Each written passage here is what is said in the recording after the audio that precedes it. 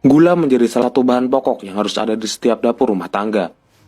Butiran gula yang ada di rumah kita berasal dari kebun tebu yang tersebar di beberapa daerah, termasuk Provinsi Lampung. Gulaku, merek gula pasir kemasan paling terkenal di Indonesia, diproduksi oleh korporasi gula raksasa bernama Sugar Group Companies yang menguasai hampir setengah dari total luas perkebunan tebu di Lampung. Masalahnya, ladang tebu ratusan hektar di Lampung tidak hanya menyimpan cadangan gula, tapi juga skandal dan kasus-kasus lancung perusahaan. Di Lampung, gula bukan hanya sekedar pemanis makanan atau minuman, tapi penghubung antara pengusaha dan para pemilik jabatan. Di Lampung, gula bukan hanya memikat para semut, tapi punya kuasa mengatur peta perpolitikan di provinsi tersebut.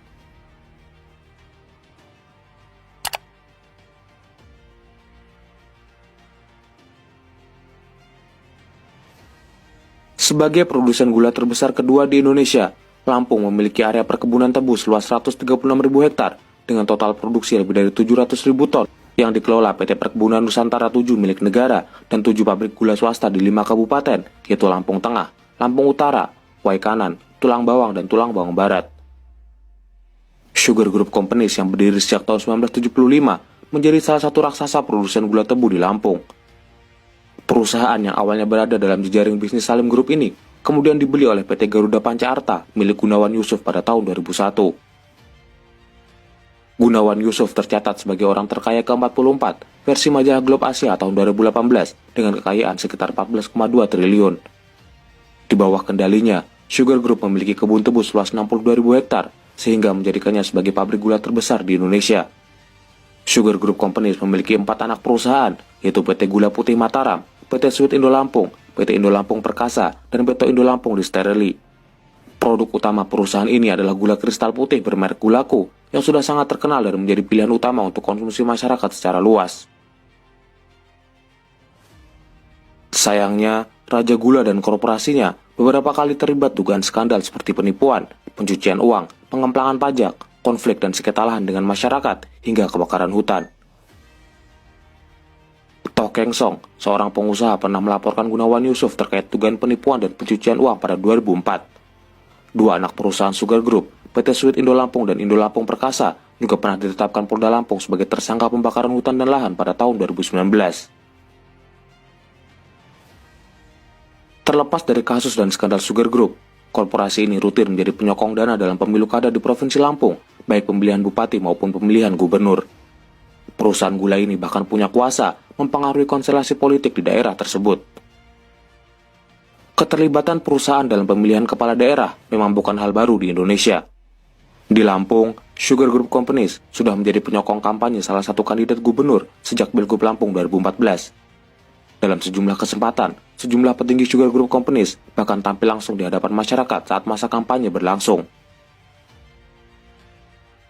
Pada 2014, Rido Fikardo didukung penuh oleh Sugar Group. Ayah Rido, Muhammad Fauji Toha, adalah petinggi di Sugar Group. Sedangkan Vice President Sugar Group, Purwantili, selalu mendampingi dalam setiap kampanye-kampanye mahal melalui gelaran wayang dan konser musik artis ibu kota. Pada Pilgub selanjutnya, Sugar Group berpindah haluan dari Rido Fikardo ke mantan Sekda Prof Lampung, Arinal Junaidi. Alhamdulillah, ini saatnya Lampung Timur maksimal pembangunannya melalui pilkada. Gubernur kita harus menang untuk membangun Lampung. Purwantili, petinggi Sugar Group, juga kerap mendampingi Arinal dalam kampanyenya, hingga pasangan Arinal dan Nunik mampu memenangkan Pilgub Lampung 2018.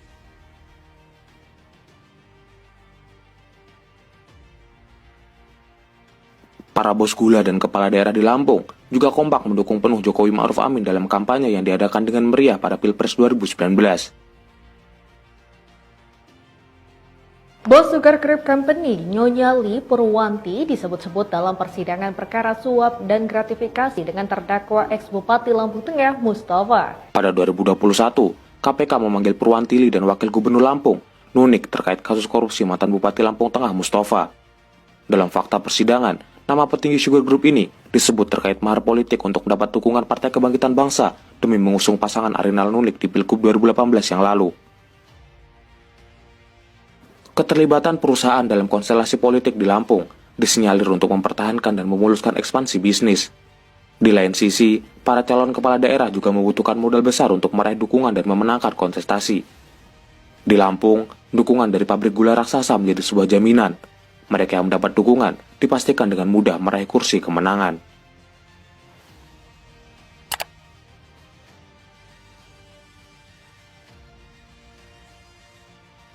Selain tak bisa lepas dari bayang-bayang perusahaan gula, Lampung juga tak bisa lepas dari dinasti politik dan korupsi. Dalam laporan KPK, Lampung termasuk 10 provinsi terkorup di Indonesia selama tahun 2014 hingga 2019. Pada 2019, KPK menetapkan Bupati Lampung Utara, Agung Ilmu Mangkunegara sebagai tersangka kasus suap senilai 74,6 miliar terkait proyek di Dinas PUPR dan Dinas Perdagangan Lampung Utara. Ayah Agung, Tamanuri, merupakan mantan Bupati Waikanan 2 periode yang kini menjabat sebagai anggota DPR RI 2019-2024. Di Lampung Timur, mantan bupatinya, Satono, menjadi terpidana kasus korupsi APBD Lampung Timur tahun anggaran 2008. Bupati Lampung Timur saat ini, Dawam Raharjo, terseret dalam kasus suap Unila. Dirinya disebut turut menyetor uang senilai 100 juta dalam rangka menitipkan seorang calon mahasiswa baru di universitas tersebut.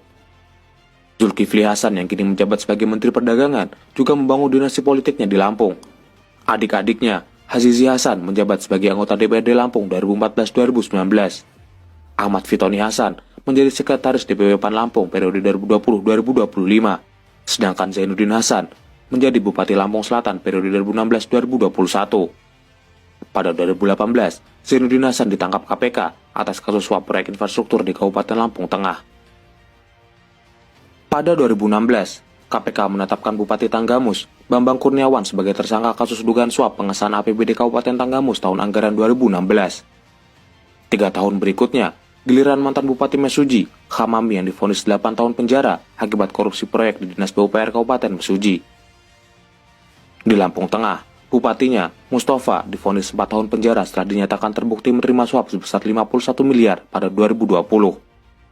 Istri Mustafa, Nesi Mustafa, kemudian mencalonkan diri sebagai calon Bupati Lampung Tengah selanjutnya, tak lama setelah sang suami terjerat kasus korupsi.